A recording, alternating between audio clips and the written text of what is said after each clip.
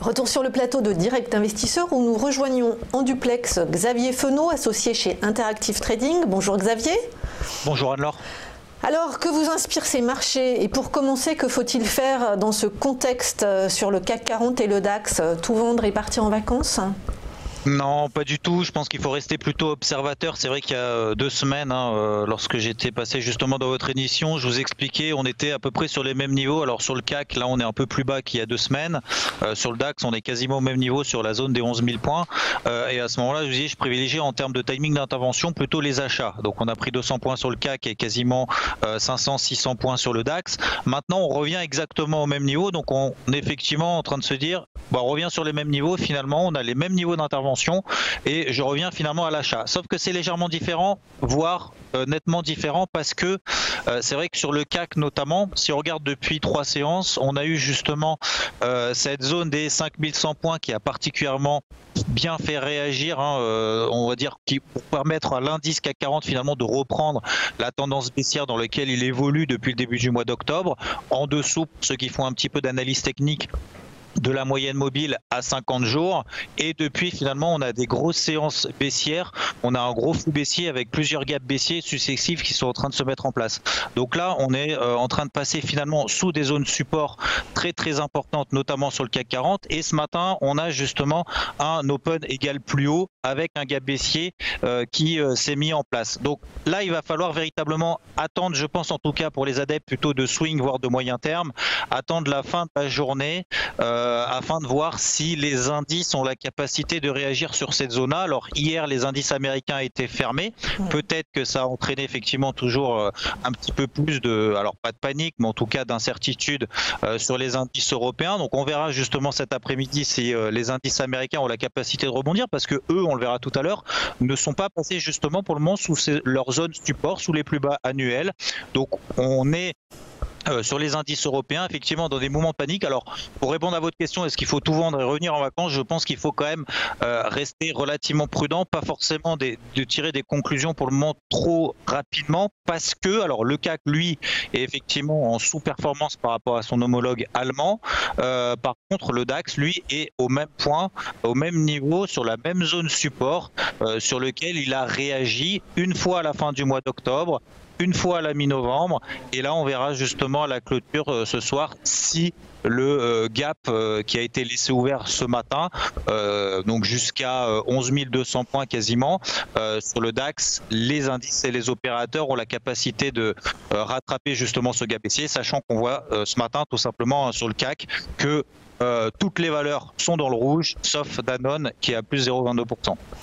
Alors justement, là vous venez de dire le CAC sous-performe le DAX, ça veut dire que la tendance est inversée. Comment vous l'expliquez alors que pendant longtemps cette année, c'était l'inverse?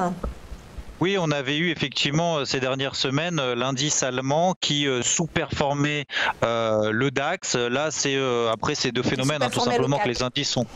Ce sont des phénomènes un petit peu techniques, puisque les indices sont composés d'actions, donc on n'a pas les mêmes secteurs et on n'a pas la même composition et la façon non plus de faire coter d'ailleurs le CAC que le DAX. On compare souvent le CAC 40 au DAX, mais en fait on peut absolument pas les comparer, surtout essentiellement par le fait que le CAC n'intègre pas les dividendes. Donc là on est dans des situations un petit peu inverses, donc il y a toujours bien évidemment des corrélations plus ou moins importantes, des sous-performances, sous-performances plus ou moins importantes.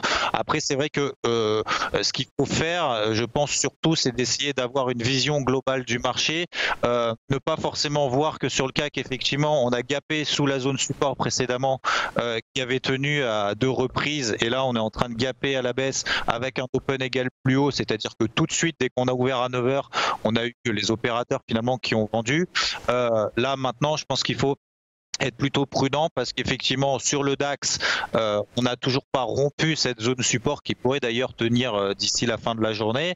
Si on regarde d'ailleurs nos homologues notamment anglais, on regarde le FTSE, lui est en train légèrement de passer en dessous de cette zone support, mais pour le moment c'est vrai que c'est quand même délicat. Encore une fois, on n'est vraiment pas dans la même situation qu'il y a 2 semaines où finalement on était en range, on avait la borne basse qui avait quand même énormément de chances de réagir, ce qui a eu lieu.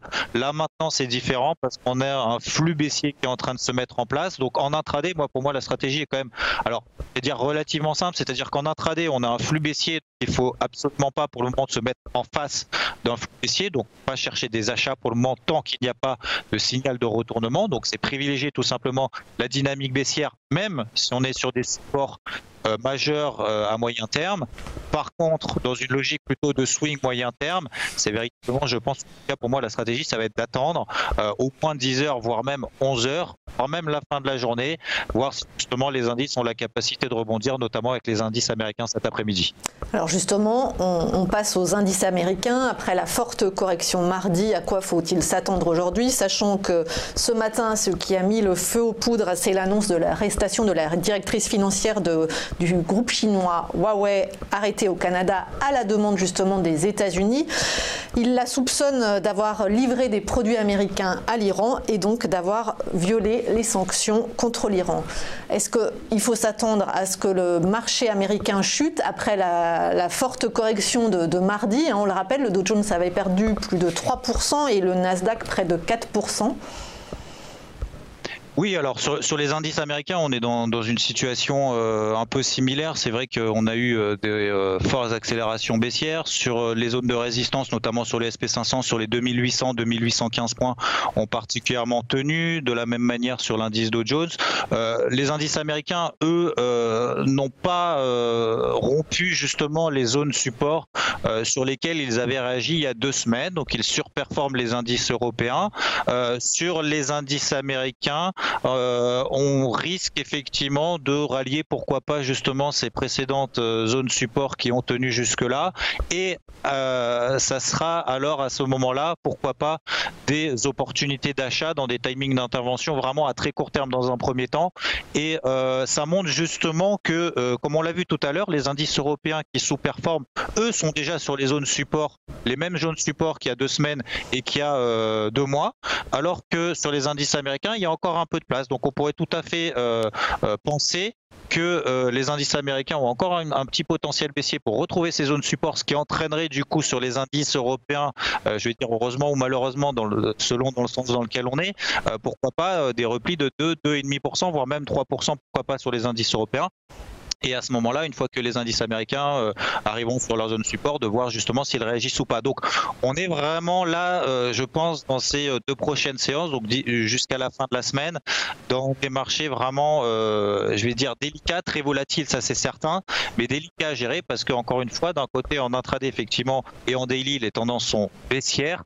En intraday, ça reste baissier, notamment sur les indices européens. Et en tout cas, d'ici la fin de la semaine, on va voir si effectivement ces indices américains ont la capacité, pourquoi pas, d'entrer dans un rallye Noël, mais pour le moment ça semble quand même relativement compromis. Alors du côté des indices américains, vous parlez d'opportunités d'achat. C'est compte tenu des prévisions de croissance des résultats des entreprises en 2019 que ça redevient intéressant avec la baisse des cours récente. Et puis surtout, j'ai envie de vous demander sur quel secteur, plutôt sur le Nasdaq, plutôt sur un indice plus large comme le S&P ou le Dow Jones? Alors c'est vrai qu'on a eu des grosses corrections sur les actions, notamment du Nasdaq dont vous parlez, suite justement à ces révisions à la baisse de prévision du 4e trimestre sur beaucoup d'entreprises. Alors est-ce que le marché est en train de revoir fondamentalement sa copie justement sur 2019 avec des prévisions finalement de croissance nettement inférieures à ce qui était anticipé, en tout cas en 2018 pour l'année prochaine, ou pas? Je pense que la réponse, on l'aura, les premiers éléments de réponse, on les aura aux publications du 4e trimestre, donc dans le courant du mois de janvier pour commencer. Là, pour le moment, je pense que les actions, encore une fois, que les actions américaines ont nettement souffert ces dernières semaines et ces derniers mois. Ça n'a pas forcément d'ailleurs entraîné sur les indices américains des signaux baissiers dans une optique de moyen terme et la rupture justement de zones support très très importantes. Maintenant, je pense qu'il va véritablement falloir attendre ces prochaines semaines, en tout cas d'un point de vue technique, si les indices ont la capacité de réagir sur ces zones support. On termine enfin, Xavier, avec le pétrole, alors que l'OPEP se réunit aujourd'hui et demain sans doute pour baisser sa production, même si ça ne plaît pas au président américain Donald Trump. Que recommandez-vous sur ce marché ? C'est un marché là aussi très volatile, on est dans des tendances baissières très très fortes. Le marché, le pétrole, que ce soit d'ailleurs le Brent ou le WTI, alors il y a toujours cette notion de sous-performance et de surperformance de l'un par rapport à l'autre, mais on est dans des marchés quand même très violents, très directionnels tout de suite. Donc là on a une tendance baissière qui s'est mise en place depuis le début du mois d'octobre et pour le moment on n'est absolument pas invalidé. Pour ceux qui font un peu d'analyse technique, il suffit de regarder la moyenne mobile à 20 jours. On a échoué à 2 reprises hier et avant-hier au contact de cette moyenne mobile à 20 jours. On reste toujours dans une tendance baissière. Alors, on est effectivement en train de se poser la question, est-ce que c'est des opportunités d'achat, puisque le Brent, par exemple, est passé de 86 $ à 60 $. Sur le WTI, on est passé de 76 $ à 50, donc ça fait des corrections quand même très très importantes. On est effectivement en capacité de se dire, bon, est-ce qu'on est sur des opportunités d'achat dans une optique de moyen terme, d'autant qu'a priori, peut-être que les pays producteurs vont s'accorder à baisser la production parce que leur offre est nettement supérieure à la demande et donc de réajuster un petit peu le tir. Comme ça d'ailleurs, ça a été le cas il y a quelques années où les membres de l'OPEP ont essayé justement de s'accorder lorsque les cours du pétrole étaient sous la zone des 30 $, mais ça a mis quand même plusieurs mois avant de se mettre en place. Donc là, il va falloir, encore une fois, je pense qu'il faut véritablement être plutôt observateur sur les cours du pétrole. Sur la zone des 50 $, ça donne effectivement des opportunités, pourquoi pas aux opportunistes à très court terme, mais encore une fois, on est contre la tendance depuis 2 mois.